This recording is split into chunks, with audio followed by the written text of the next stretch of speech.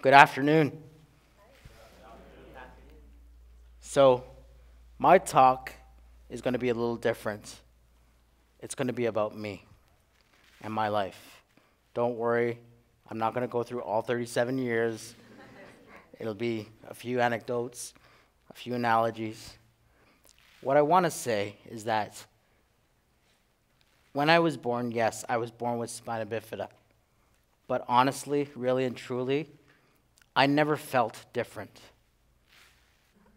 One of the reasons why I never felt different, the main reason, was the love, support, and just understanding from my family and friends, both here and abroad. My background, I'm Indian background, so I have a lot of family in India. And that's really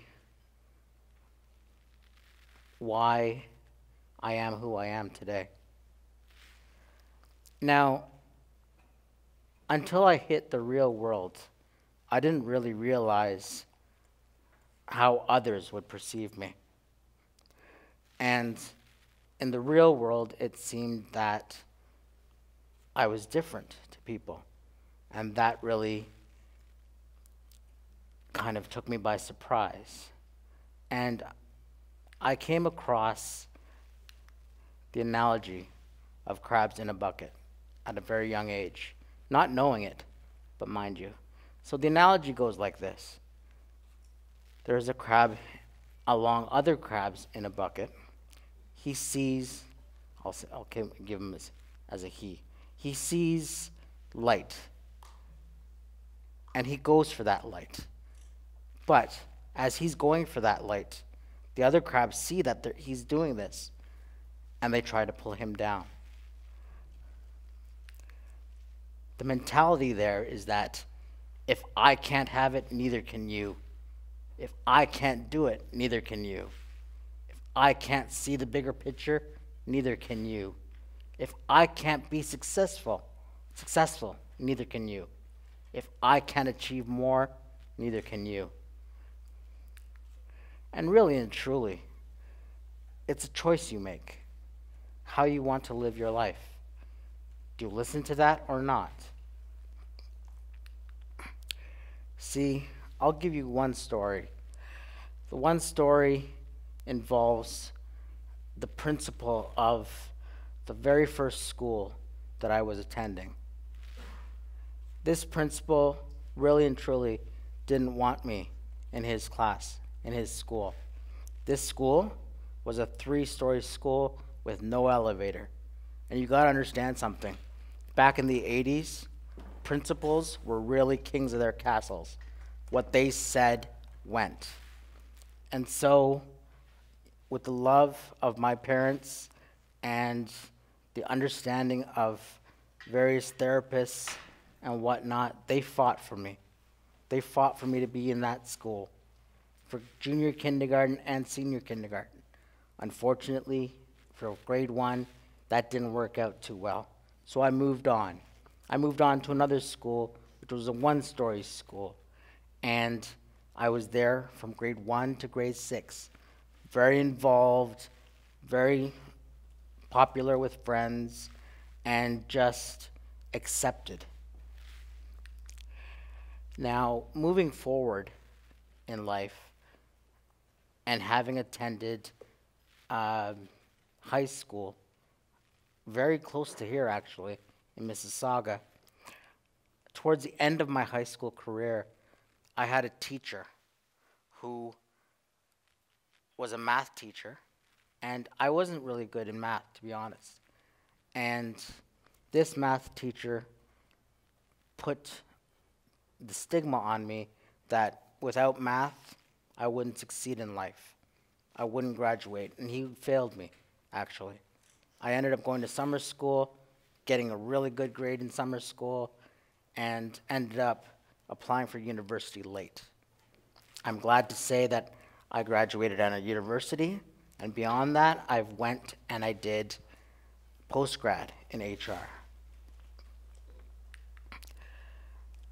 One of the things I now love is personal development. I'm a learner. I love to learn. That's why I'm so honored to be here on a TED stage.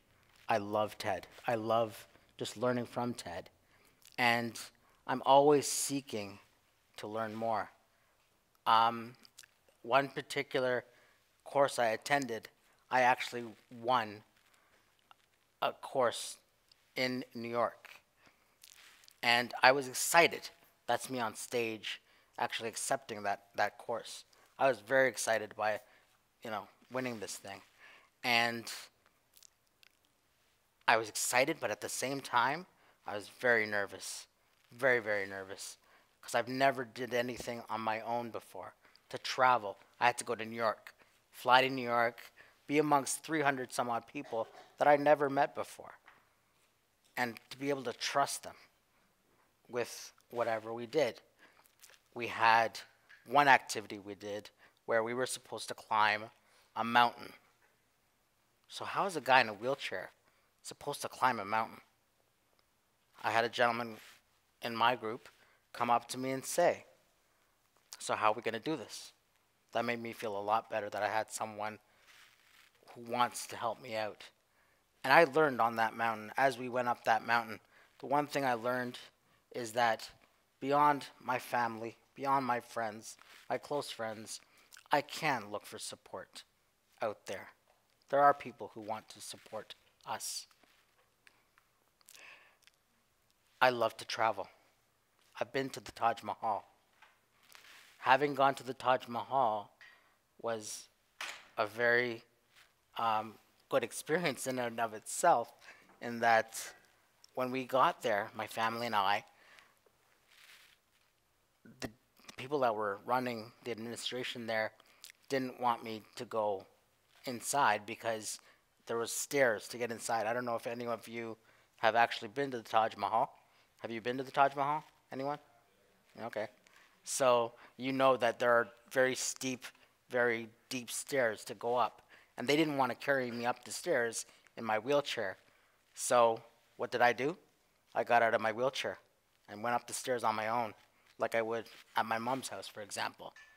And they brought the wheelchair up after, and I was able to see the Taj Mahal for myself. It was an amazing experience. As I said to you, I love personal development. And I've been very, very fortunate to have met some of my idols and some of my people who I've considered mentors from even afar. Mentors to me have been very important, both near and far.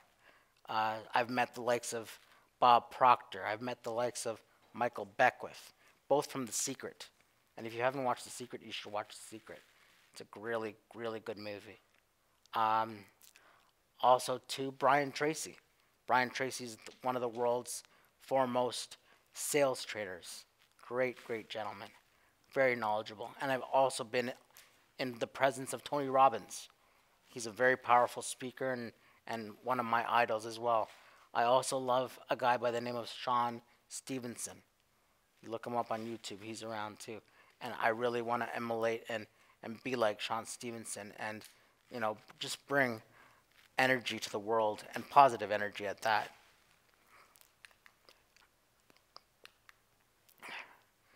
Now, having done all this personal development and having learned so much, one of the things I've learned in life is that who you surround yourself with.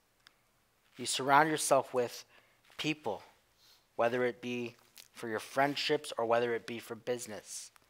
People that can enhance your life. People who have what you want. So you have something to look to and admire and just learn from. So what I ask you is this. Which one are you? Are you the thinker? Are you Eeyore?